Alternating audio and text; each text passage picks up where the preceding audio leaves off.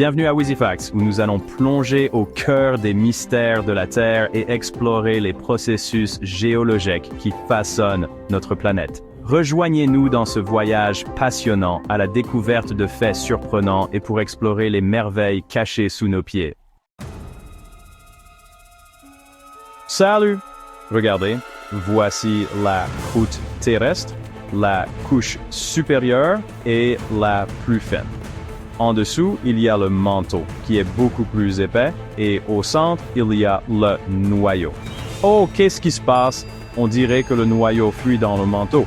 Il faut vite réparer cette fuite, ouais. Comment ça le worse Darwin Vine server? Ça se produit depuis des milliers d'années. Le noyau de la Terre est vraiment fascinant. Il a des caractéristiques uniques, comme une mystérieuse sphère métallique et une température presque aussi chaude que la surface du Soleil. C'est l'un des nombreux mystères de notre planète. On dirait que le noyau de notre Terre fuit des gaz. Est-ce un danger pour nous? Si quelqu'un allume une allumette, est-ce que ça va exploser? Non, pas du tout. Ce gaz est un isotope rare appelé hélium-3. L'hélium-3 est une forme d'hélium qui possède un seul neutron au lieu des deux habituels. La majeure partie de l'hélium-3 de l'univers s'est formée juste après le Big Bang, ce qui signifie qu'il est très ancien. Au fur et à mesure que le système solaire s'est développé, ce gaz est resté piégé dans le noyau de la Terre, survivant aux impacts cosmiques. Pendant des milliards d'années, ce gaz est resté caché à l'intérieur de la Terre. Nous savons depuis un certain temps que de petites quantités d'hélium-3 remontent parfois à la surface, mais la façon dont cela se produit n'était pas encore claire. Sur l'île de Baffin, on a trouvé un ratio hélium-3, hélium-4 très élevé dans d'anciennes coulées de lave, et c'était une découverte majeure. L'île de Baffin se trouve dans l'archipel arctique canadien, qui est situé à l'extrême nord du Canada, dans l'archipel arctique. Le plus surprenant, c'est qu'un ratio d'hélium-3 aussi élevé n'a jamais été trouvé ailleurs sur Terre. Les recherches ont montré que l'hélium-3 est très abondant, ce qui signifie que la nébuleuse solaire, ce nuage de gaz et de poussière à partir duquel notre système solaire s'est formé, a conservé ces éléments volatiles dans le manteau terrestre depuis la formation de la planète. Cette découverte a été faite dans des coulées de lave datant d'environ 60 millions d'années, lorsque le Groenland et l'Amérique du Nord se séparaient et qu'un nouveau plancher océanique se formait. Forest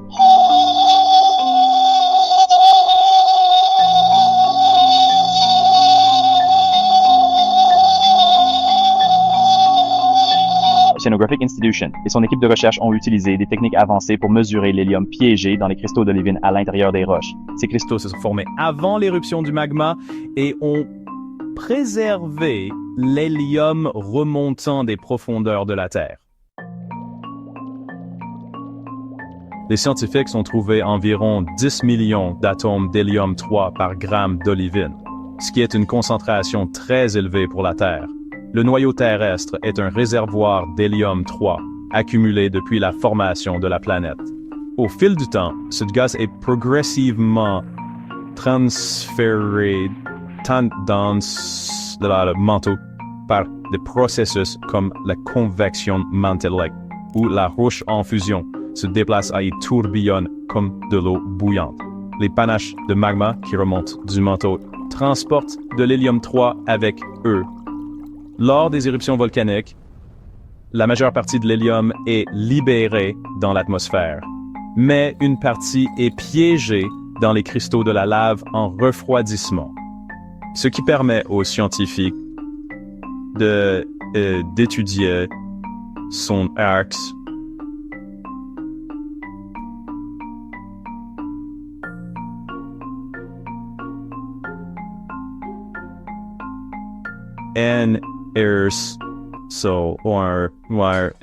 son parcours. Maintenant, explorons le voyage de l'hélium-3 dans les roches de l'île de Baffin. Ce voyage a commencé il y a au moins 100 millions d'années, et il a probablement fallu des millions d'années à l'hélium pour atteindre la surface avec les panaches manteaux-like. Cela signifie que l'hélium-3 fuit du noyau terrestre depuis des milliers d'années. Cela suggère également que notre planète s'est probablement formée dans une nébuleuse solaire, contenant de l'hélium-3 et d'autres gaz nobles. L'île de Baffin est un excellent endroit pour étudier l'intérieur de la Terre, car ces roches volcaniques sont des vestiges d'anciennes coulées de lave qui ont éclaté lorsque l'Atlantique Nord a commencé à s'ouvrir. Des chercheurs se sont rendus en hélicoptère sur cette île isolée où se trouvent d'imposantes falaises et des icebergs. On y trouve également des ours polaires. Des organisations locales ont aidé l'équipe à accéder à la zone et à assurer leur sécurité pendant l'expédition. La découverte d'une fuite d'hélium-3 provenant du noyau terrestre soulève de nouvelles questions sur les autres éléments qui pourraient se trouver à l'intérieur de la Terre. Pourrait-il y avoir des quantités importantes d'autres éléments? It is der Watt éléments stocks Shaher CG comme du carbone et de l'hydrogène. Ou des éléments sont essentiels de lave, et il pourrait nous en apprendre davantage sur l'habitabilité et le développement de la planète. Par exemple, la densité du noyau plus faible que prévu pourrait être due à la présence de ces éléments. De plus, comprendre le mouvement de l'Schwarzfors 3 pourrait nous aider à suivre le comportement d'autres gaz à la limite entre le noyau et le manteau. Mais ce n'est pas la seule découverte surprenante concernant l'intérieur de la Terre. Allons au plateau anatolien central de la Turquie, où la croûte terrestre semble s'égoutter lentement dans les entrailles de la planète. Ce phénomène, appelé goutte lithosphérique,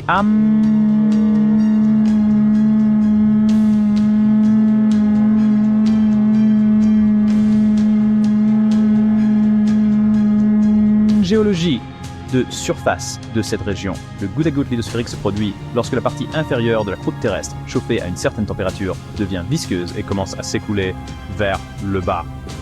Imaginez un liquide épais comme du miel ou du sirop qui coule dans un bol. C'est l'idée. Ce processus se déroule sur une très longue période, et au fur et à mesure que ce matériau s'enfonce, il entraîne la croûte terrestre avec lui, ce qui provoque l'affaissement de la surface. C'est pourquoi nous observons de nouvelles dépressions ou bassins. Une fois que cette matière dense se détache de la croûte et s'enfonce plus profondément dans le manteau, la surface remonte, provoquant un soulèvement du terrain.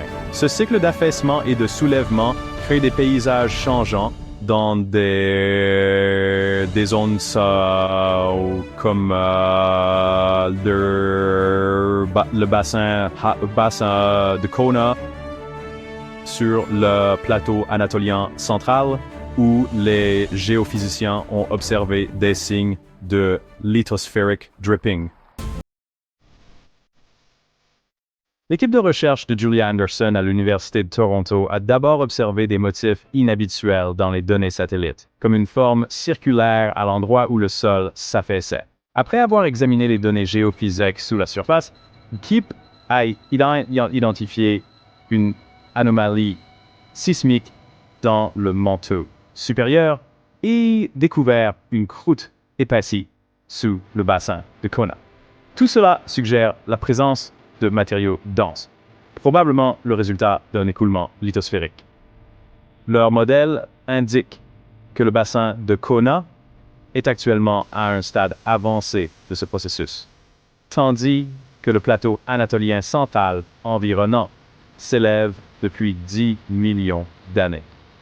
Le bassin de Kona s'affaisse à un rythme d'environ 2,5 km par an.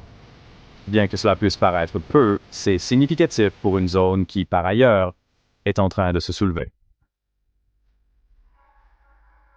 Des études antérieures montrent que le plateau anatolien central s'est élevé d'environ 800 mètres au cours des 10 derniers millions d'années, probablement à cause du goutte-à-goutte lithosphérique. Mais la découverte du bassin de Kona révèle que ce processus n'est pas un événement isolé, mais qu'il peut se reproduire à plusieurs reprises dans différentes régions. Le goutte-à-goutte initial qui a formé le plateau anatolien central a déclenché des événements ultérieurs qui ont conduit à la formation du bassin de Kona.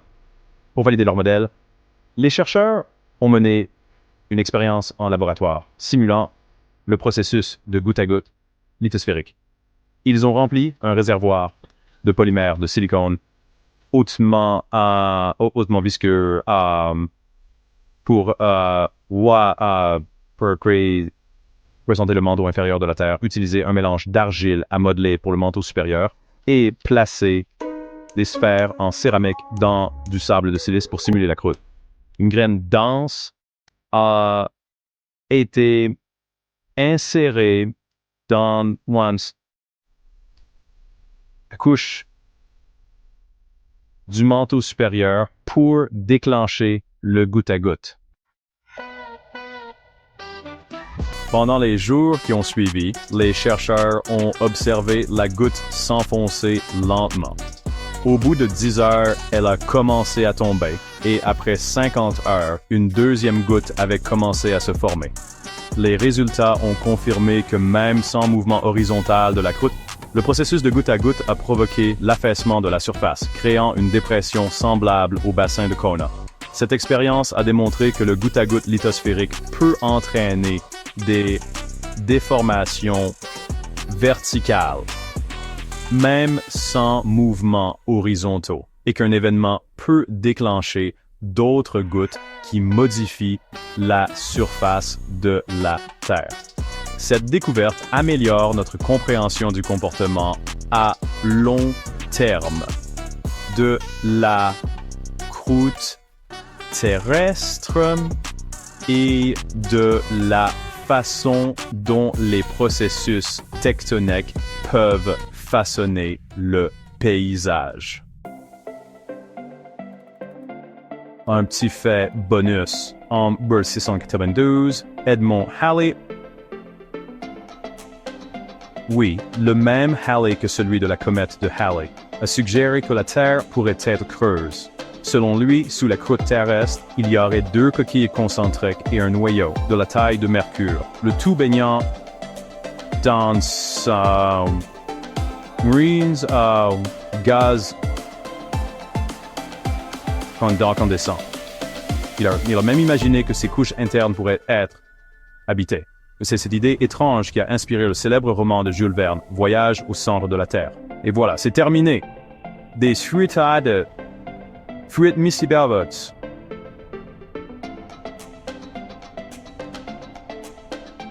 Mystérieuse d'hélium-3 du noyau terrestre au processus fascinant qui façonne la surface de notre planète. Nous avons découvert des faits incroyables aujourd'hui. Si vous avez apprécié ce voyage au cœur de la Terre, n'hésitez pas à liker la vidéo et à la partager avec vos amis. Pour plus de découvertes et d'informations, n'oubliez pas de vous abonner à WheezyFacts et cliquez sur les vidéos qui s'affichent dans l'écran. Continuez à explorer et restez curieux. À la prochaine!